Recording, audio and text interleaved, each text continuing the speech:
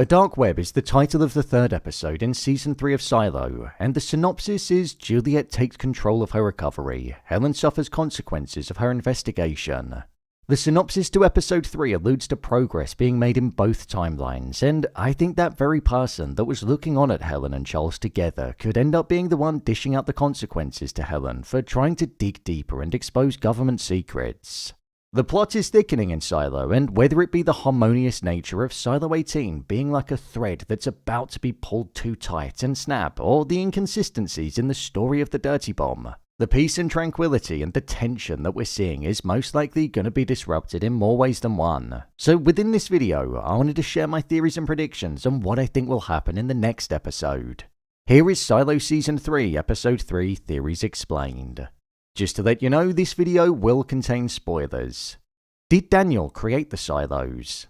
The more and more this season goes on, the more and more I then start to believe that not only is Daniel the person and voice that the algorithm is based on, but I'm also starting to believe that he had a hand in creating the silos and was an influence on the original pact that the people now follow. When thinking back to when we heard about Daniel's original importance and when it came to him being instrumental in saving the city of New Orleans, he was viewed as a hero because he decided to replace the levees with tunnels and invented a drill that wouldn't disturb the soil above when creating them. The fact that he created a drill of that importance makes me think that the technology that he used is what allowed the silos to be built. This is why I think Daniel is getting a key focus in this season, and it's ultimately going to put both Daniel and his sister on opposing viewpoints and sides of the moral fence. I believe Charles wanted Daniel to get on the Iran committee, not only because he was a congressman and because she thought it would be safer for him to be on it with the tensions rising and her being aware of the odd nuances in the conflict, but I also think it's because she wanted him to be able to find out more information about what was actually going on. Right now, Daniel seems like a good man and he's on the same side of the moral fence as what Helen Drew is in wanting to uncover answers and also protect his sister. But I think as time goes on, the interest that he might get taken in his technology and the importance that Senator Thurman and her daughter are going to place on that very tech and him, and then with that, the chance to grow within his career, he might turn a blind eye to his morals as he looks to progress and feel like he has a hand in reshaping the future. I can't help but think about the uninspired feeling that he had about his job when we first picked up with him in episode 1 of this season. So this has the potential to transform his mindset. We already saw that his reaction to his sister's memories being erased were a bit odd because he didn't really have any resistance to it whatsoever, or anger. So I feel we could see him switching sides and being roped in by Dr. Cernkovich, the senator and the government. I think that would make an interesting arm to the story, seeing how the government can essentially corrupt somebody that seems to be on the right side of the moral fence. Helen's consequence. Within the synopsis, it was mentioned that Helen was going to suffer consequences due to her actions, so it very much makes me think that the person that was looking at her taking Charles out into the park was going to end up getting her in some way, and that's where she's going to end up paying for it.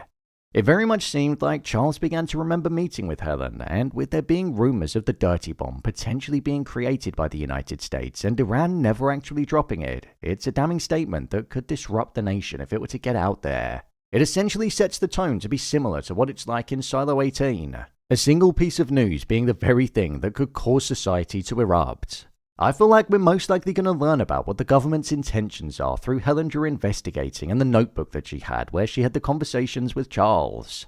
If she's interfering to the level where operations, missions, and even secrets could be compromised, then I do wonder if she'll make it out of this season alive. It does feel like she could end up facing the chopping block because it'll be easier for the government to silence her by simply eradicating her. She's a reporter, she's not a part of the military, the Navy, or the Air Force like Charles is, who's viewed as a hero, so I don't think they'd waste the medication on her. However, you never know, they could end up doing it, and that could be the consequence that she ends up facing. I believe threats are going to be made as she looks deeper and deeper into the Dirty Bomb, and I imagine we'll also find out why it was that she's considered to be a bad girl and was kicked out of the post. She's an interesting character, and she's almost the lens of humanity that we're viewing the story through in the past.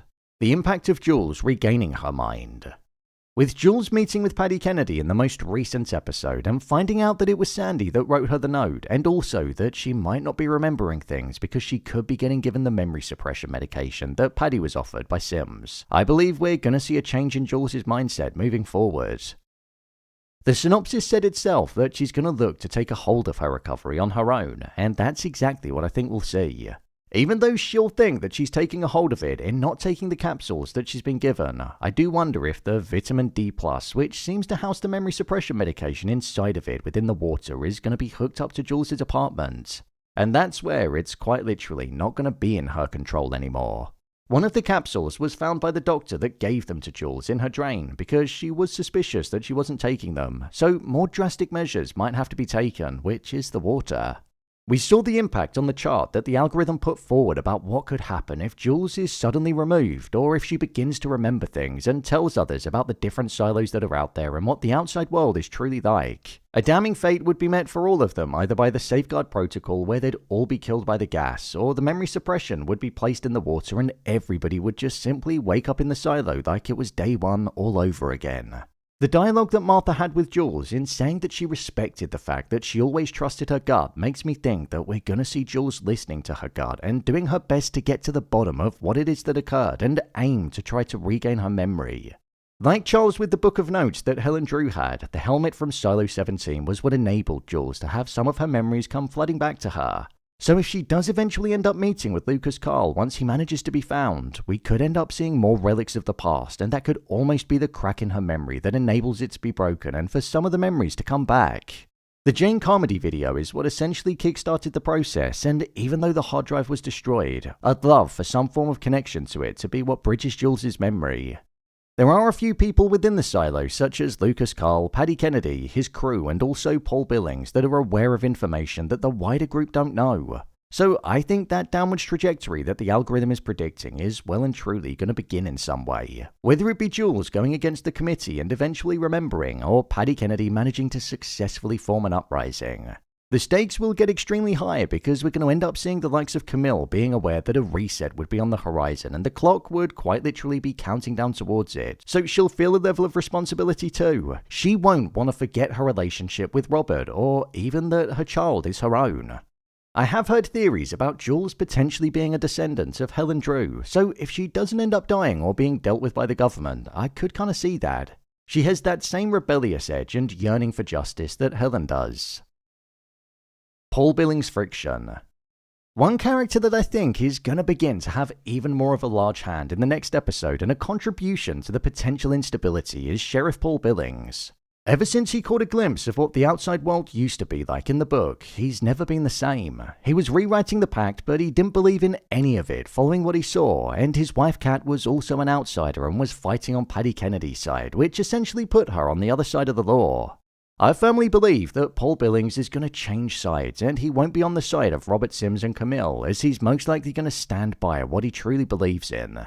He could catch wind of Jules being given the memory suppression medication from Paddy if he finds him, and that could almost be the final nail in the coffin, as he'll then know that there are things being hidden.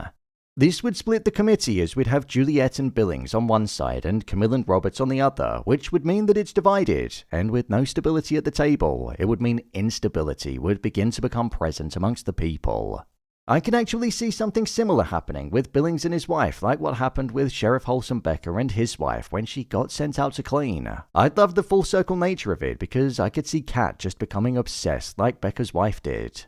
The friction that Billings is going to have in his mind is something that I think he's going to struggle with, and it's going to be very interesting seeing how he handles that, especially when he's around Camille. He's going to be lying to himself and fighting for something and enforcing rules in a system that he doesn't believe in, and he's also going to be lying to Camille and other authorities in keeping his wife's involvement silent. I do also think we'll see Ola Kent's disappearance delved into more. Personally, I think it has something to do with Ed Harwood. We saw they had a feud about the fact that she was the shadow to the head of supply, a role that Ed Harwood's daughter previously had, so it makes me wonder if they've done something to her to get her out of the picture. I did find it odd that her husband or boyfriend didn't report her missing to Billings and it was her sister, or maybe the fact that they didn't do it together, but I'll look past that. For now, these are the main theories that I have on what I think could happen and what could be revealed in the next episode. This is when I wish the show did weekly trailers like most other shows did, because we get a deeper insight into what's actually on the horizon, but I suppose, like Silo as a whole, it's just one big mystery. So, there you have it, Silo Season 3 Episode 3 Theories Explained.